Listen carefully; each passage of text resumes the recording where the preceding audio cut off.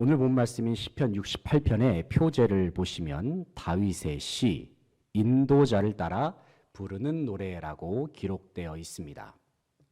표제의 내용을 볼 때의 시편 68편은 지휘자의 인도에 따라 연주된 제2음악이었다는 사실을 짐작할 수 있습니다. 본문 1절 말씀을 한번 보시기 바랍니다. 1절 말씀을 보시게 되면 시편 기자가 이렇게 말씀합니다. 하나님이 일어나시니 원수들은 흩어지며 주를 미워하는 자들은 주 앞에서 도망하리이다 말씀합니다. 이 말씀은 민수기 10장 35절 말씀을 인용한 말씀입니다. 그렇다면 시편 기자가 인용한 민수기 10장 35절 말씀은 어떠한 내용을 담고 있을까요? 이 시간 제가 민수기 10장 35절 말씀을 읽어드리겠습니다. 괴가 떠날 때에는 모세가 말하되 여호와여 일어나사 주의 대적들을 흩으시고 주를 미워하는 자가 주 앞에서 도망하게 하소서 하였고 말씀하고 있습니다. 방금 제가 읽어드린 민수기 10장 35절의 상반절을 보게 되면 괴가 떠날 때에는 모세가 말하되 라고 기록되어 있습니다. 그리고 이어지는 말씀에서는 여호와여 일어나사 주의 대적들을 흩으시고 주를 미워하는 자가 주 앞에서 도망하게 하소서 하였고 말씀합니다. 그래서 우리는 방금 읽은 민수기 10장 35절과 또 시편 68편 1절의 말씀이 바로 법궤가 떠날 때에 모세가 하나님께 올려드린 기도였다는 사실을 알 수 있습니다. 특별히 하나님의 법궤가 이동했던 상황은 그 옛날 이스라엘 백성들이 광야 생활을 하던 때를 배경으로 합니다. 하나님의 구원으로 이스라엘은 애굽 땅에서 나와서 약속의 땅인 가나안 땅으로 나아가고 있습니다. 하지만 하나님께서는 이스라엘이 가나안 땅으로 들어가기 전에 그들로 하여금 광야를 거쳐가도록 인도하셨습니다. 이스라엘이 광야 생활을 했던 당시에 그들의 인구는 전쟁이 가능한 남자의 숫자만 약 60만 명 정도였습니다. 그러니까 남자와 여자 그리고 노약자들까지 모두 포함을 하면 대략적으로 200만 명 정도의 인구가 광야에서 행진했다고 추정할 수 있습니다.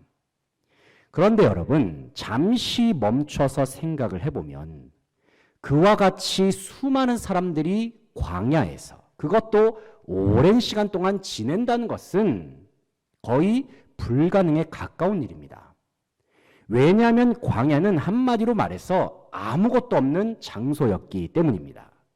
광야에는 물도 없습니다. 양식도 없고 쉴 곳도 없습니다. 그뿐만 아니라 광야는 매우 위험한 장소입니다. 광야에는 그곳을 지나는 사람들의 목숨을 노리는 대적들이 있습니다. 사나운 들짐승들도 많이 있습니다. 이처럼 아무것도 없는 광야, 매우 위험한 장소인 광야에서 수많은 사람들이 한꺼번에 어떤 목적지를 향하여 이동한다는 것은 사실 상상조차 하기 힘든 일입니다. 왜냐하면 광야에 도사리고 있는 여러 위험 요소들로 인하여 목숨이 위태로울 수도 있고 또 허허벌판인 광야를 무작정 걷다 보면 어느 순간에는 너무나도 쉽게 길을 잃을 수도 있기 때문입니다. 하지만 하나님께서는 광야를 걸어가는 이스라엘 백성들보다 앞서 가십니다. 그래서 그들의 행렬을 인도하십니다. 민수기 10장 33절의 하반절 말씀을 보게 되면 이런 말씀이 있습니다. 여호와의 언약궤가 그 3일길에 앞서가며 그들의 쉴 곳을 찾았고 말씀합니다. 여러분, 언약궤가 무엇입니까? 여기서 하나님의 언약궤는 하나님의 임재를 상징하는 지극히 거룩한 물건을 말합니다. 당시 구약시대에 하나님의 언약궤가 함께 한다는 말은 곧 하나님께서 함께 하신다는 말과도 같습니다.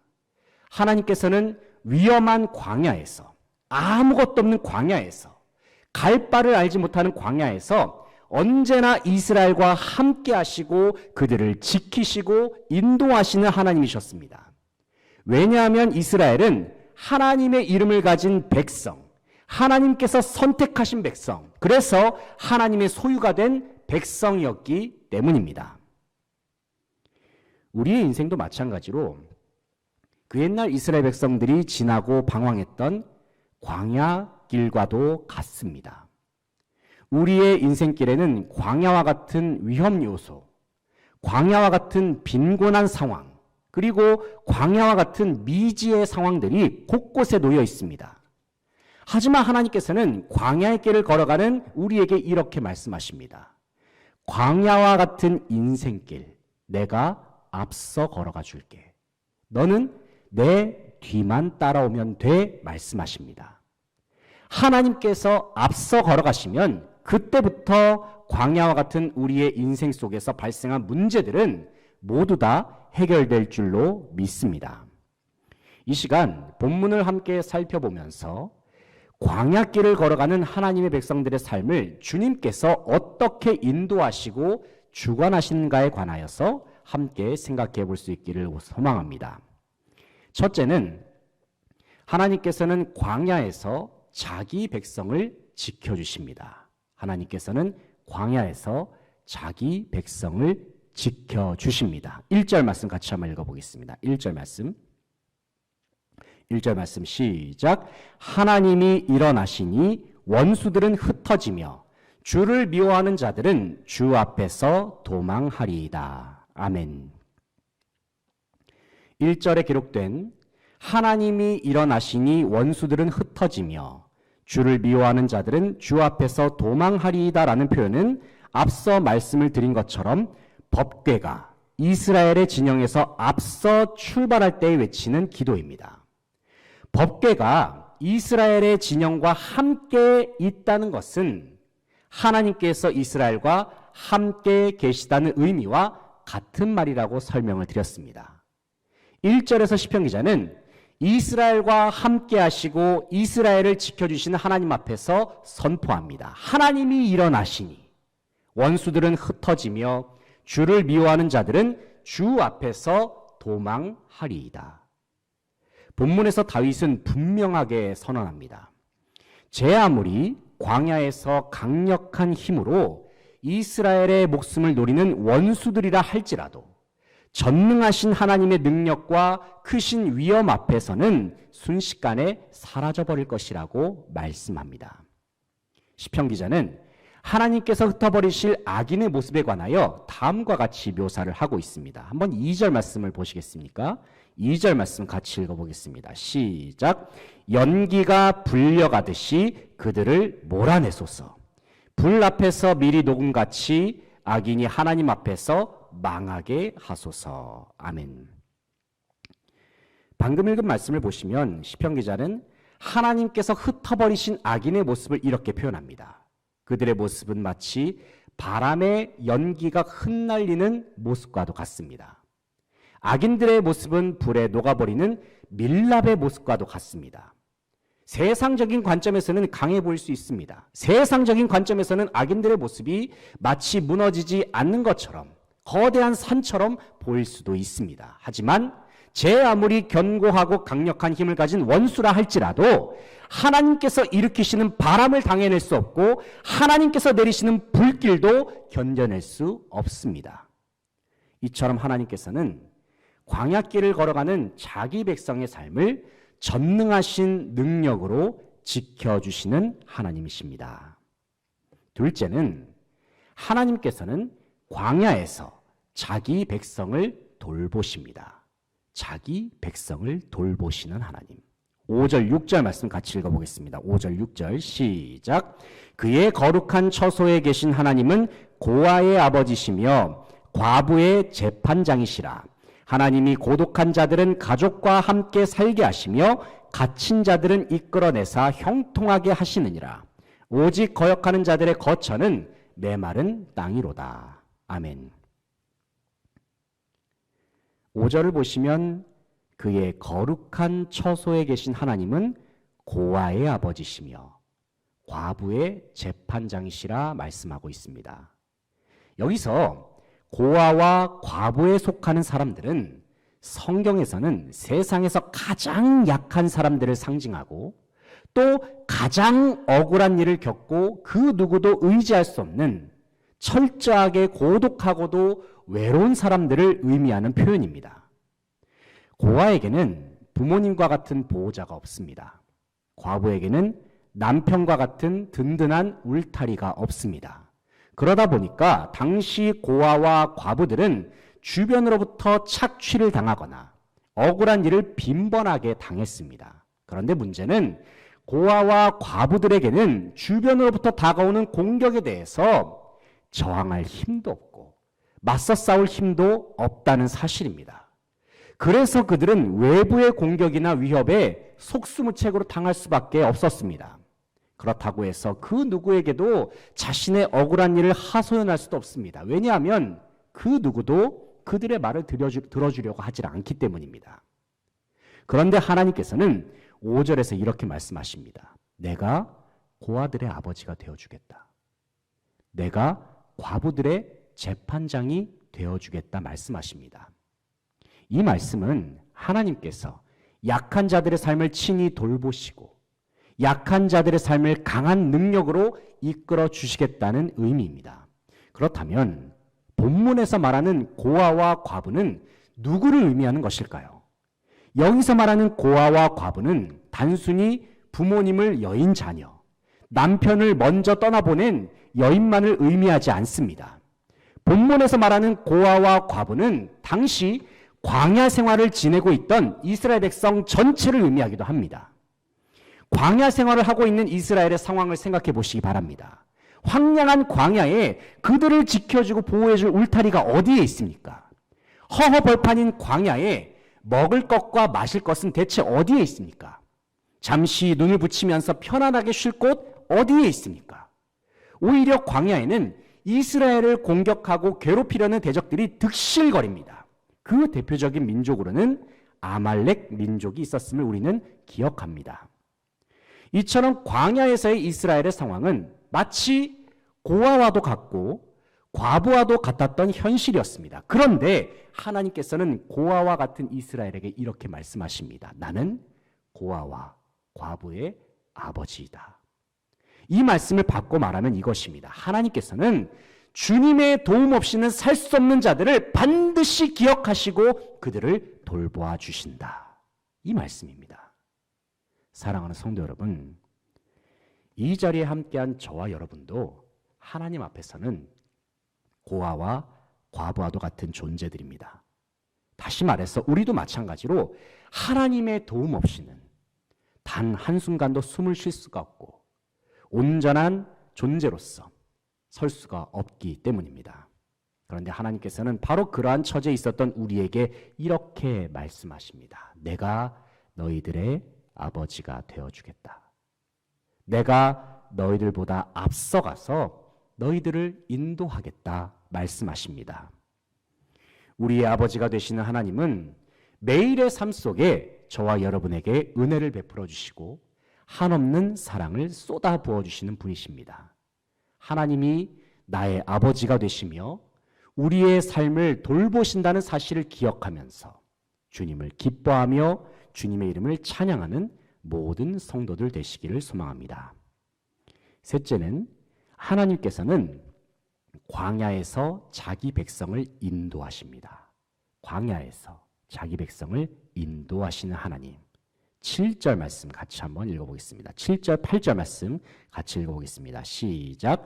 하나님이여 주의 백성 앞에서 앞서 나가사 광야에서 행진하셨을 때에 땅이 진동하며 하늘이 하나님 앞에서 떨어지며 저 신의 산도 하나님 곧 이스라엘의 하나님 앞에서 진동하였나이다. 아멘. 7절을 보면 하나님이여 주의 백성 앞에서 앞서 나가사 광야에서 행진하셨을 때에 말씀하고 있습니다. 이 말씀과 같이 하나님께서는 그 옛날 이스라엘 백성들이 광야에서 행진했을 때에 언제나 이스라엘보다 앞에 계셔서 그들이 행할 길을 인도하셨습니다. 이전에 살펴보았듯이 이스라엘이 광야에서 행진할 때에는 먼저는 하나님의 법궤가 가장 앞에서 행진했습니다. 그뿐만 아니라 하나님께서는 이스라엘의 진영 앞에 어떤 기둥을 두셨습니까?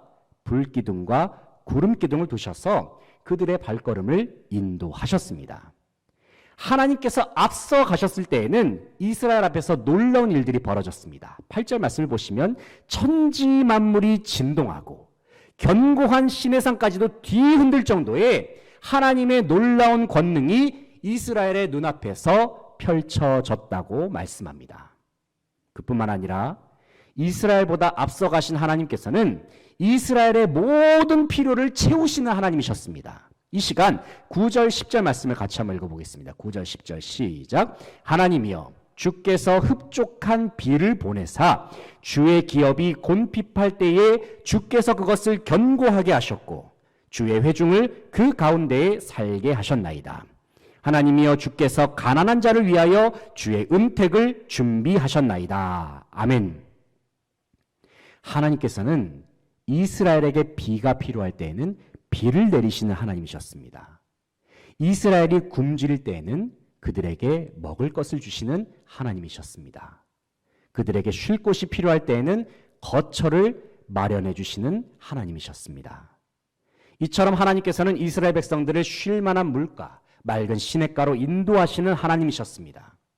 비록 이스라엘은 자신들이 어디로 가는지도 알지 못하는 광야의 길을 걸어가고 있지만 분명한 사실은 그들의 행렬의 가장 앞에 누가 계십니까? 바로 하나님이 계셨다는 사실입니다. 사랑하는 성도 여러분, 흔히 우리는 인생을 가리켜서 한 치 앞도 내다볼 수 없다고 종종 말합니다. 정말로 그렇습니다. 인간이 가진 지식은 너무나도 작고 부족해서 사람은 단 1분 1초 이후에 일어날 일도 알지 못합니다. 그런데 알 수 없는 미래가 내 앞에 있다는 사실은 때로는 우리를 불안하게 만들고 두려워하게 만들기도 합니다. 왜 세상에 많은 사람들이 점집을 찾습니까? 왜냐하면 점이라도 쳐서 불확실한 미래를 조금이라도 알아내고 싶기 때문입니다. 그렇게 되면 자기 마음속에 있는 두려움과 염려도 조금이나마 덜어낼 수 있겠지, 그런 생각을 하기 때문입니다. 하지만 여러분, 우리의 미래를 책임지는 것은 결코 우상이 할 수 없습니다. 우상은 그저 아는 척만 할 뿐입니다. 실상 그들이 말하는 것들은 거짓되고 부정확한 정보에 불과합니다. 사랑하는 성도 여러분, 누가 진정 사람의 인생을 인도하십니까? 누가 인간의 역사를 주관하시고 다스리십니까? 오직 전능하신 하나님만이 역사를 주관하시고 우리의 인생을 인도하시며 다스리십니다. 그런데 참 감사한 사실이 무엇입니까? 이처럼 전능하신 하나님께서 광야와 같은 우리의 인생길 가장 앞에 서 계신다는 사실입니다. 우리의 아버지가 되시는 하나님께서는 언제나 우리보다 앞서 가셔서 우리의 모든 필요를 준비하시고 마련해 주시는 분이십니다. 우리가 할 일은 그저 하나님의 인도하심에 순종하면서 따라가기만 하면 됩니다. 그러면 나머지는 하나님께서 다 알아서 해주실 겁니다. 우리보다 앞서 가셔서 우리의 모든 삶을 인도하시는 하나님을 기억하면서 주님께 진정한 감사와 찬양을 올려드리는 모든 성도들 되시기를 간절히 바라고 소망합니다. 이제 말씀을 정리하겠습니다. 사랑하는 성도 여러분, 우리의 인생은 마치 광야와도 같습니다. 여전히 부족하고 때로는 위험하고 또 어디로 가야 할지 알지 못하는 인생을 우리는 살고 있습니다. 하지만 여러분, 광야와 같은 우리의 인생에 우리의 아버지가 되시는 하나님께서 함께 계십니다. 우리를 위하여 일어나시는 하나님께서는 우리보다 앞서 가시는 하나님이십니다. 특별히 주님의 백성을 위하여 일어나시는 하나님은 광야와 같은 삶 속에서도 우리를 지켜주십니다. 우리를 돌보아 주십니다. 그리고 우리의 삶을 인도하여 주십니다. 우리가 할 일은 그저 앞서 가시는 하나님을 바라보고 앞서 가시는 하나님을 의지하는 것입니다. 그리고 전심으로 하나님을 기뻐하면서 주님의 이름을 높여드리는 것입니다. 본문 3절 4절 말씀에서 다윗은 광야길을 걸어가는 하나님의 백성들이 주님 앞에 어떠한 믿음으로 나아가야 하는지 다음과 같이 말씀하고 있습니다. 3절 4절 말씀을 같이 읽어보겠습니다. 3절 4절 3절 4절 시작. 의인은 기뻐하여 하나님 앞에서 뛰놀며 기뻐하고 즐거워할지어다. 하나님께 노래하며 그의 이름을 찬양하라. 하늘을 타고 광야에 행하시던 이를 위하여 대로를 수축하라. 그의 이름은 여호와이시니 그의 앞에서 뛰놀지어다. 아멘. 사랑하는 성도 여러분, 광야와 같은 길을 걸어가고 있다 하더라도 낙심하지 마십시오. 두려워하지 마십시오. 염려하지 마십시오. 우리가 할 일은 그저 하나님을 기뻐하는 것입니다. 하나님을 즐거워하는 것입니다. 그러면 주님께서 다 해결해 주시고 대신 싸워 주시고 모든 것을 다 준비해 주실 것입니다. 이 사실을 기억하면서 다시 한번 믿음으로 주님을 찬양하고 주님께 영광 돌리기로 다짐하는 모든 수주강성의 성도들 다 되시기를 간절히 바라고 소망합니다. 기도하겠습니다.